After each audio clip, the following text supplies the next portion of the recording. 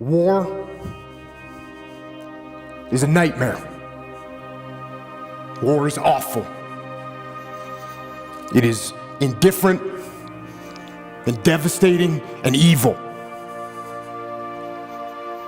War is hell. But war is also an incredible teacher, a brutal teacher.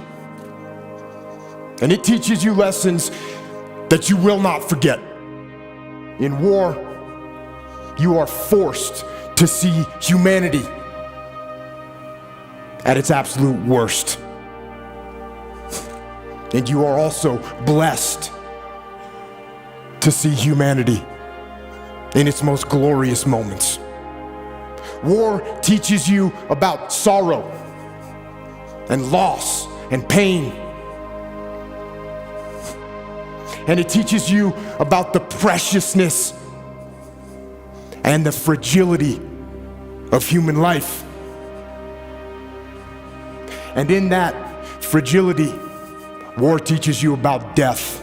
But war also teaches you about brotherhood and honor and humility and leadership.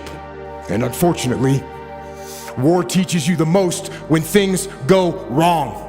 And for me, one of the most impactful lessons that I learned from war was in the spring of 2006 in the city of Ramadi, Iraq, which at the time was the epicenter of the insurgency, where brutal and determined terrorists ruled the streets with torture and rape and murder.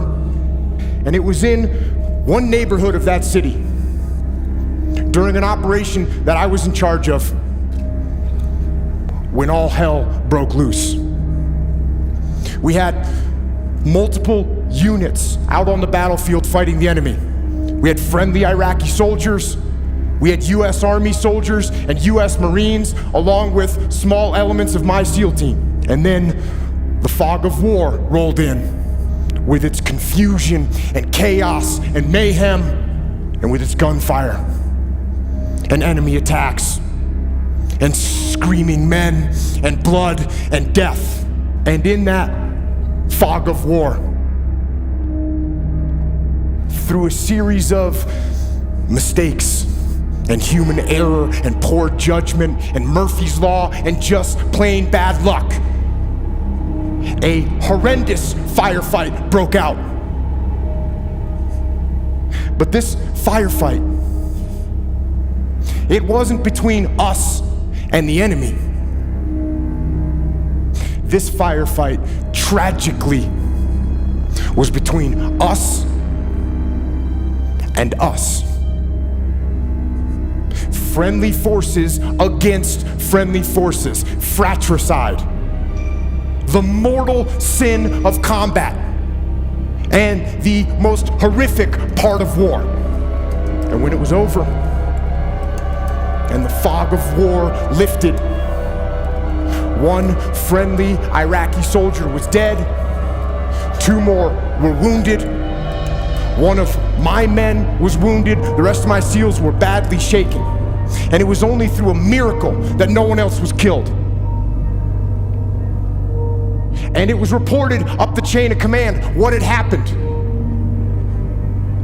That we had fought and wounded and killed each other. And when we got back to base, things didn't get much better. There was a message waiting for me from my commanding officer. And it said, shut down all operations. It said that the commanding officer, the master chief, and the investigating officer were inbound to my location. And they told me to prepare a debrief to explain exactly what had happened on the operation and what had gone wrong. It meant that somebody had to pay. It meant that somebody had to be held accountable. It meant that somebody had to get fired for what had happened. So, I began to prepare my debrief. And in it, I detailed every mistake that was made and who made it. And I pointed out every failure in the planning and the preparation and the execution in the operation. And I pointed out who was responsible for that failure. There was plenty of blame to go around. There were so many people that I could incriminate with guilt. But something wasn't right. For some reason, I just couldn't put my finger on who was at fault and who specifically I should blame for what had happened.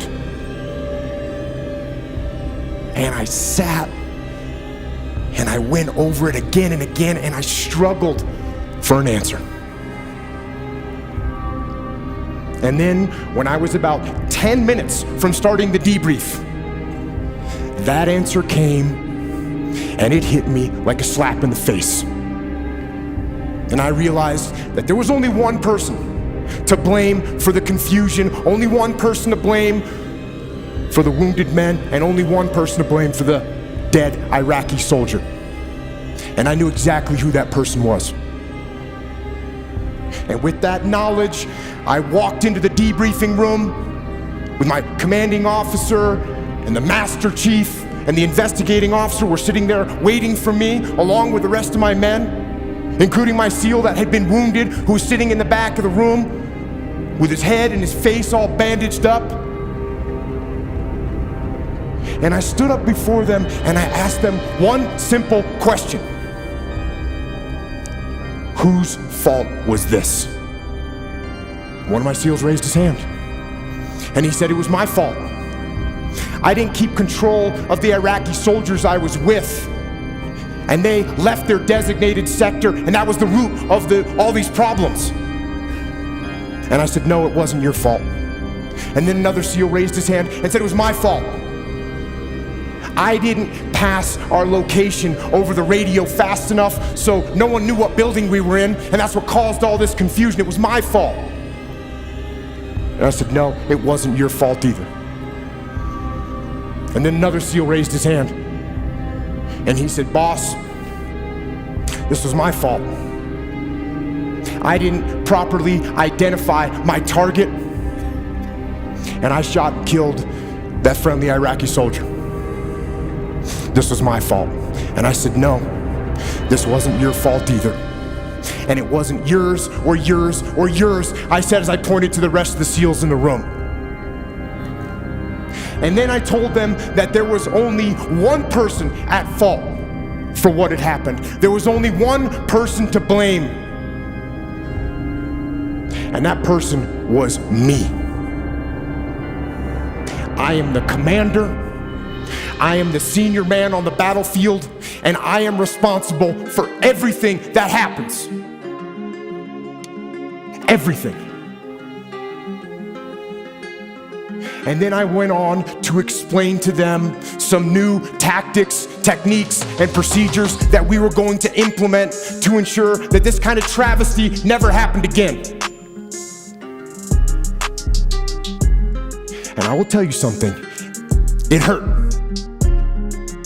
It hurt my ego. It hurt my pride to take the blame. But I also knew that to maintain my integrity as a leader and as a man, I had to take responsibility. And in order to do that, I had to control my ego so that my ego did not control me. Get control of your ego. Don't hide your delicate pride from the truth. Take ownership of everything in your world, the good and the bad, and lead. Lead yourself and your team and the people in your life. Lead them all to victory.